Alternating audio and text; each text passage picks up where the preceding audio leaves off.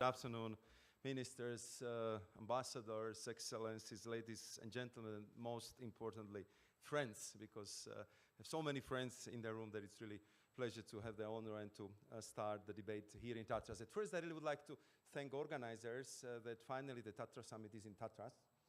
And I'm sure we'll all enjoy that great company of the participants which made it over here. It's very difficult to acknowledge everyone, but I really would like to acknowledge one person, a very good friend of mine, my former colleague, Kristalina Georgieva, because she just gave me the third reason why the weather is like that. Because she decided to travel to Japan through Štrbské pleso, and we made everything possible to make it so foggy that she has to stay until Monday. So, Kristalina, everything can be done and is done for you. But I'm really honored that you gave me the opportunity to open the debate on what is really very crucial questions. What's next for the EU further integration? And knowing many of you here, I think we all have to be honest and we have to admit that we've been facing this question already at quite a few points in our history, aren't we? And therefore, this question may sound as not entirely new, but what is really new, what is new is the context.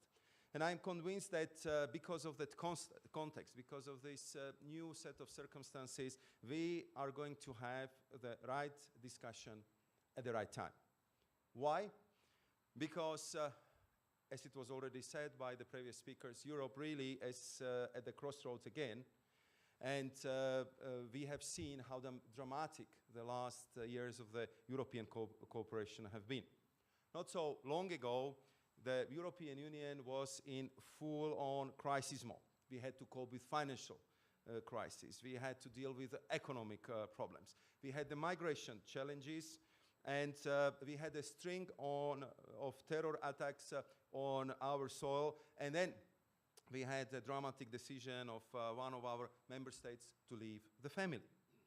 So no wonder that during those rainy days, people have lost the sense of stability, security, and the predictability. Now, however, we can say that things are getting better. Well, again, yes and no.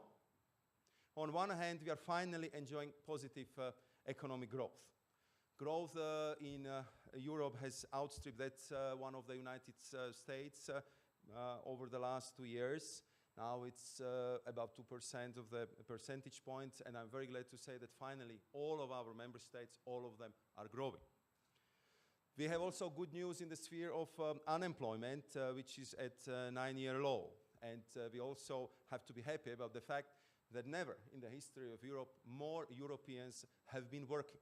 We have 235 million Europeans who are working, who have the job. But these figures, however good they may be, they do not paint the full picture. I'm sure that in these pre-crisis times, with such figures, we would have completely different mood, completely different atmosphere. But today, I have to say that this atmosphere is not reflecting these positive trends. The national elections of this year alone have seen dissatisfaction, resentment, and even anger expressed by significant portions of our populations. Time after time, we hold our breath until the last final results are making to our screens. And we see nationalist, anti-European, Eurosceptic, even extreme parties often harvesting votes out of this frustration. Radical ideas that we thought were long gone, the so-called demons of the past, are suddenly back at the center stage. And among other things, these voices attempt to undermine the European spirit of cooperation, very often with the shame arguments and destabilizing solutions. Some put blame on technology, on the way social media can twist the political discourse. And sometimes it's even with interference of external actors, as we have seen over the past few months. Others point to the growing social gaps, to the unfair income distribution, and we have again, to admit that in many societies all over the world, this is really true, and this is a big problem. And therefore, the people call for the reform and for the change how the political institutions are working. Very often I hear from elderly citizens that for them simply this transformation is going too fast, that the change is too deep, and if they could, they would slow down or block the globalization. And we know that it's not possible.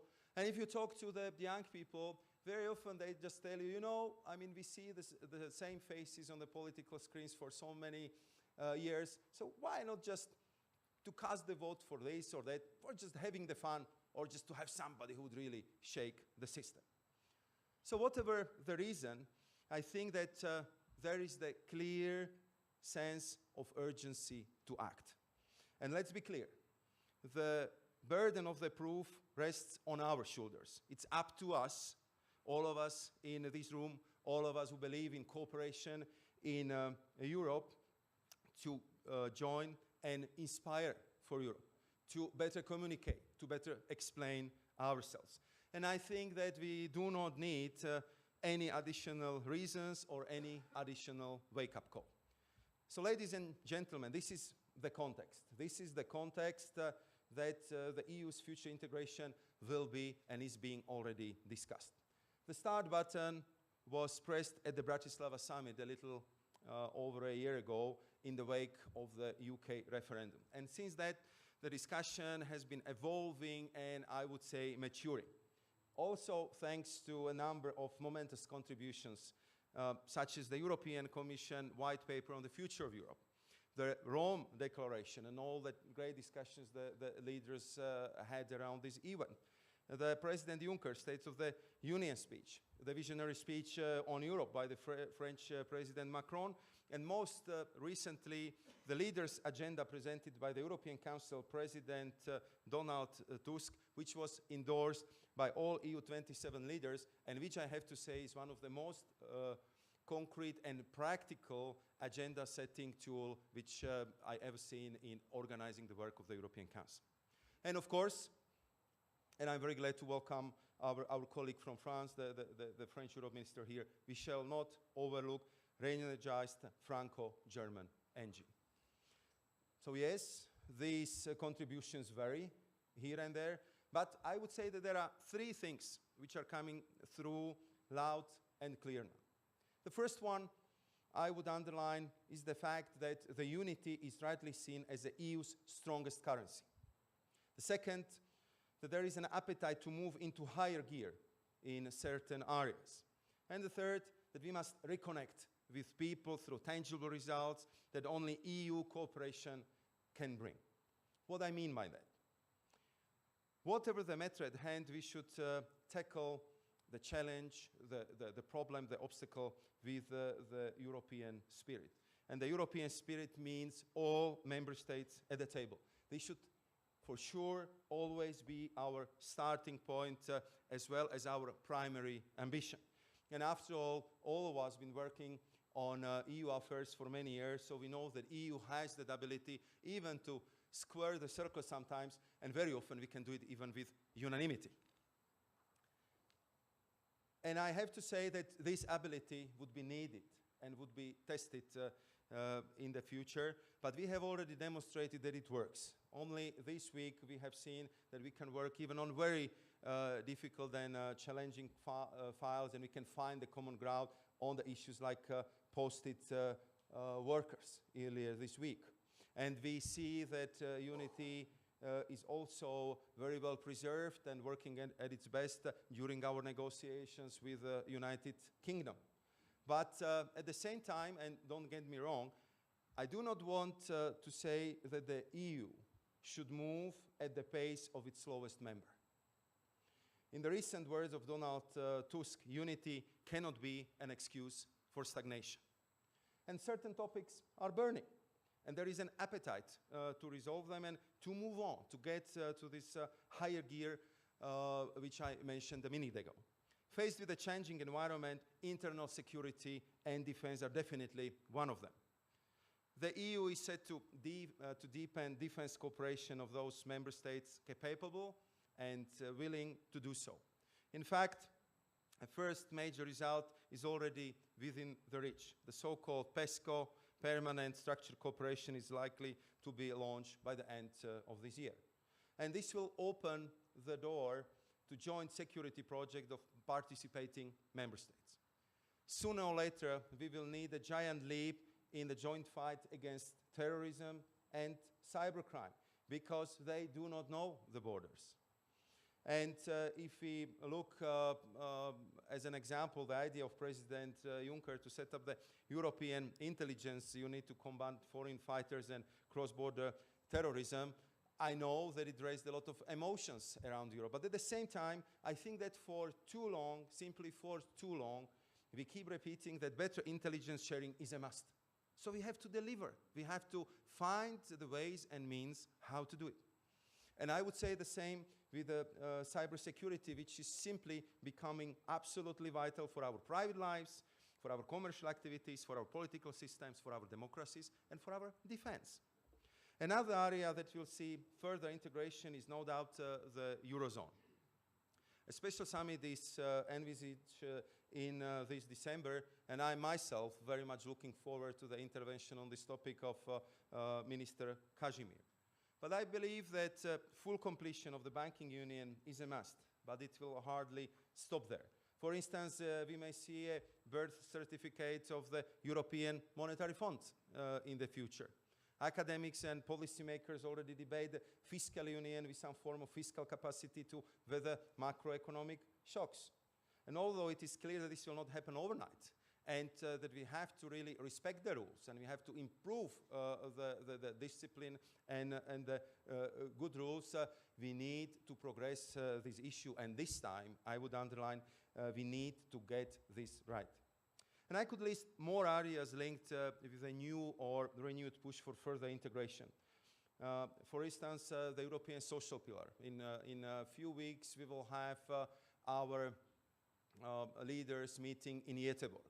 And I think that the deeper collaboration in the social areas, faster pace in removing the obstacles and the differences between different niveaus of the living standards in the European Union are simply causing us too much of a trouble and too much of a problem. So we really have to make sure that in Europe we will really have a triple social A, that we will have a social policies which corresponds to the European social model and to the European traditions. And the same, I would say, with the European public prosecutor. It was a long way to discuss it, to work on it, and thanks to Slovak EU presidency that it was finally accomplished. And I believe that once the European public prosecutor is in, maybe we can simplify a little bit more how we use the EU funds and how we spend the European budget. Last example I would like to dwell on a little bit is trade. Due to a shift in the United States, the EU is boosting its position of an advocate of free trade. And I believe that we can really profit from this newly created vacuum. And we can build on our recent success story of EU-Canada deal and develop it into the fruitful relationship with many other partners. I can tell you that we are permanently receiving visitors in Berlaymont, in Brussels, who are proposing us to move faster, deeper in this commercial relationship. Japan, Mercosur, Australia, New Zealand are just a few of the examples. But in this context, I have to underscore the word not only free, but also fair. Because if we are going to develop our global trading relationship, we just simply have to be aware and mentally ready to deal with the issue like American first, or like insistence on permanent increase of the local content when you want to manufacture or sell something in China. I think that the European fairest response would be reciprocity. Reciprocity in how we trade, how we organize public procurement, how we protect critical infrastructure, and how we protect the investment in the strategic high-tech sectors. While open for the business, we have to get what we give, because trade is about job, trade is about security, and trade is about global leadership. So these are exactly the kind of tangible results that we need in order to reconnect with citizens. We may not have the hearts and minds of everyone at the moment, but we cannot abandon our beliefs, we cannot harden our rhetoric and put Europe on the backseat. On the contrary, we must equip ourselves with even greater patience and vigor to engage. How can we do that? What do I mean by that?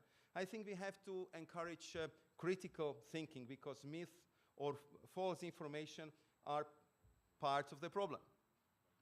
A few years ago, a claim that the Earth is flat would just cause ironic laughter. But go on Google and check how many people believe in a flat Earth. And you would find 400,000 references on Google on the claim that Earth is actually flat, and all the claims that it's round, it's just a conspiracy. So you can imagine what you can do with the social media, with these opinion bubbles which are created by the algorithms which are supplying you with the information you like and you want to read. How they can block you from the outside world, how they can limit the democratic debate because you are only reading about the opinions you like. And I think that it's a big challenge for us how to reconnect with the young people, but I think it's also a challenge for our democracy, how to work in this new environment, how to put our argument across, and how to engage with the society. The one way how we can do it and how it should be done is to create a personal link between the national European representatives and the people. Because very often this is something which is missing, and this is very often one of the reasons why the people believe that Brussels and Europe is so far and so distant from them. If you allow me to conclude on the last item, which is very close to my heart and where I see that some of these fruits of the European cooperation and this intense communication I can see is the area for which I'm responsible. The Energy Union is the topic, and it's the project which is one of the biggest supporters of our citizens, because simply they understood that to fight climate change or to increase energy security simply is too much for one country in Europe. But that we simply have to move together if we want to really have energy which is secure, which is sold at competitive prices, and which on top of it is sustainable. Very often when I travel, I'm talking to the citizens, and despite the country, the city I visit, you usually have the same question: when the energy would be cheaper, when it would be cleaner, and how can we make sure that we would not have that many traffic jams in our cities? And what can we do to tackle the energy poverty, and what Europe could do? So therefore, I would like also use this opportunity to thank the Slovak task force, which was helping us to convince our colleagues in Eurostat to change the way how they look into the investment into the energy efficiency. Not to see it as an expenditure which is increasing our public deficit, but to see it as an investment in a cleaner energy, an investment in cutting the energy bills for the people who really need it. It works, and I believe that thanks to this change, we can bring more concrete results which the people would remember, because they will be living in a cleaner environment, in renewed apartments, and they would pay less for the energy bills. So if you allow me to finish on the optimistic note, I believe that all of us who went through this very demanding and challenging period which brought Slovakia from the barbed wire and from Iron Canton into the European Union would still remember how intense the journey was. But it also is filling us up with pride, with enthusiasm, with that positive energy in belief of the transformational power of the European Union. Slovakia was really transformed thanks to our membership in the European Union. And we can say that Europe was transformed thanks to the European cooperation. And therefore, I believe that this would be also the key element, key argument for our future discussion. And therefore, I really believe that together we will jointly write many more chapters in the book of the European integration. And I believe that it's not a matter of whether, but it's a matter of how. And at the times, it may not be the full steam integration with the giant leaps, but it could be also the direction which would be more important and which would really matter. So to conclude with the words of my boss, President Juncker, even if we do not go at the same speed, what is important is that we all go in the same direction. So as I said at the beginning, this discussion is on the right topic, at the right time, and once it's Tatra Summit, then it's Tatra's also in the right place. And therefore, I'm sure that our discussion and that great atmosphere, which was already set out by our organizers, by the speakers who've been welcoming us here, I believe that our debates will bring us very good contributions. They will provide very good brainstorming, and we will come back to our regular days, renewed, refreshed, and lots of new ideas. Thank you very much.